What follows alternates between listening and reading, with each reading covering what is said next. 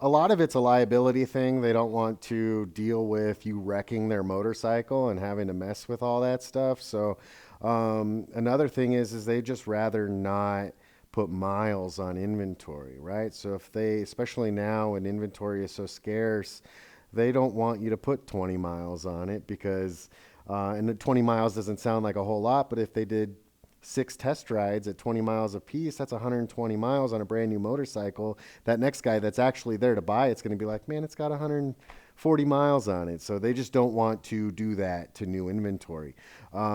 They also don't want to deal with you wrecking it, right? So if you dropped it and it needs a bunch of repairs and stuff like that, that's something that they just don't want to mess with. A lot of people have waivers.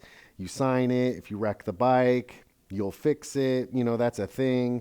But it still takes time for them to order the parts, do it, and they would just rather you not do it. So some places will be like, you know what, you buy it and then take it out, and if you don't like it, bring it back and we'll shred the paperwork, and that works for some folks.